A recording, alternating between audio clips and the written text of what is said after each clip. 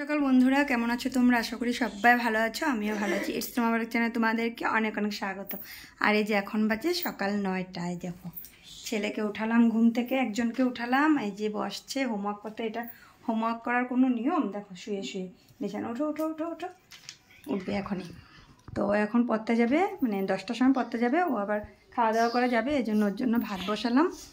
আর বড়জন গেল স্কুল, ও গেল 8:30টার সময়। ওরা সকালে তো জানোই স্নানের আগে যা যা কাজ আছে সব করে নিলাম, তারপরেই কাজগুলো করেই রান্নাঘরে আসলাম। রান্নাঘরে এসে এই যে ভাত বানিয়ে নিলাম।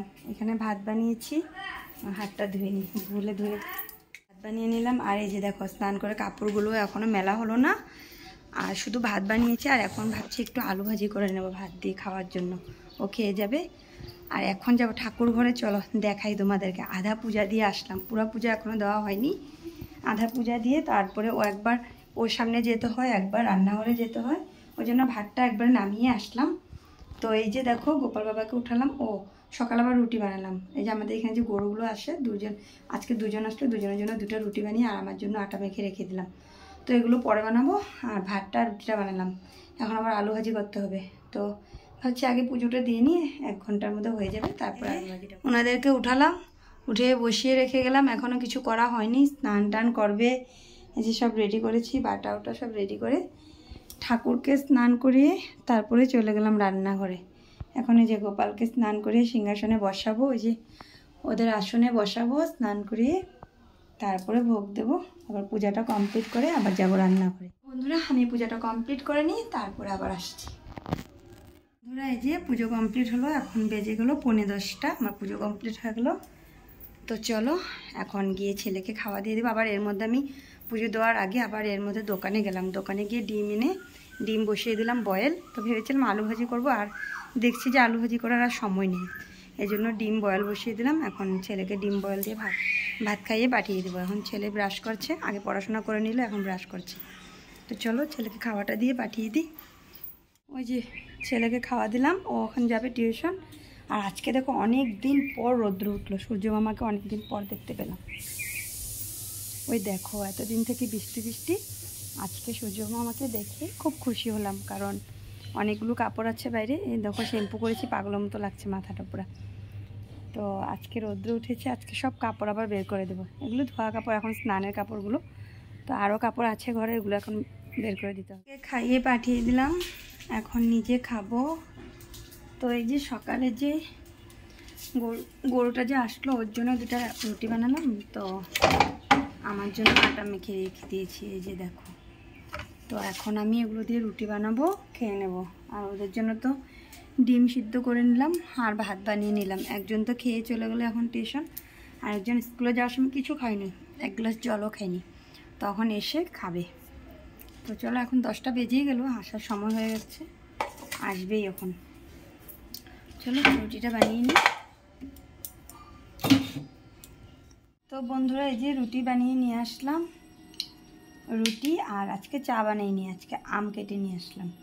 আজকে রুটি দিয়ে আম দিয়ে খাবো, আজকে আর চা খাবো না। আজকে ইচ্ছেও করছে না চা খেতে। এখন আবার খাওয়া দাওয়া করে আবার বাজারে যাব। বাজার মানে শুধু এখান থেকে মাছ অল্প নিয়ে আসবো, আর সবজি সব আছে বাড়িতে, আর কিছু আনতে হবে না, শুধু মাছটা এনে রেখে দেবো। তারপরে এখন আবার যাব হসপিটাল। সেদিন যে ছেলের এক্সরে করে আসলাম, এখনও এক্সরে রিপোর্টটা আনা হয়নি, তো আজকে যাব।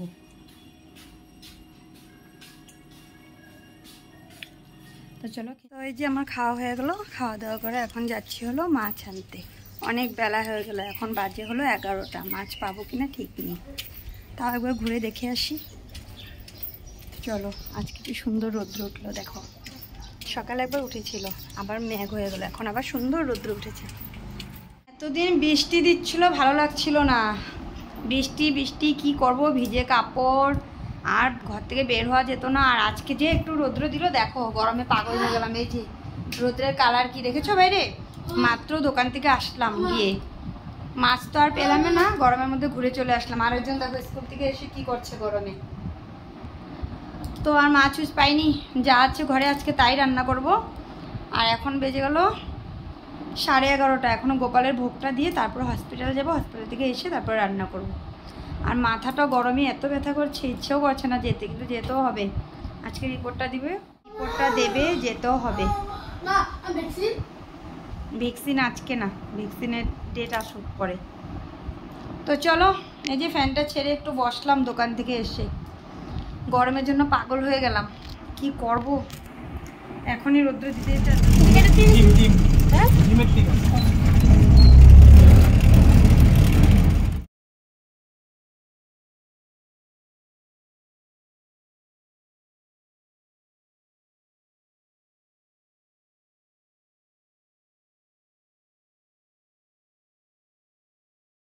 তো এই যে এসে পড়লাম, এটা হলো আমাদের এখানে সিভিল হসপিটাল। এটা নতুন বানিয়েছে, আর এটার পাশে আগে পুরানাটা আছে, তো ওটা এখন বন্ধ। এটা এখন নতুনটার মধ্যেই সব ডক্টর সব কিছু নতুনটার মধ্যেই হয়। তো এই যে চলে আসলাম, আমরা এখন ঢুকে যাব ভিতরে, তারপরে কি হয় বাড়িতে গিয়ে জানাবো। শুভ বিকেল বন্ধুরা, এখন বাজে বিকেল 5টা। তো দুপুরে তো হসপিটাল গিয়েছি, ওখানে রিপোর্টটা দেওয়ার পরে অনেক সময় লেগে গেল রিপোর্ট দিতে, মানে ডক্টর আসেনি, আমরা গিয়ে বসলাম, তারপরে রিপোর্ট দিল। রিপোর্টটা দেওয়ার পরে যে এক্সরে রিপোর্টটা আসলো যে ওর পায়ে একটু ব্যথা পেয়েছে, মানে মাংসটা ফুলে গেছে।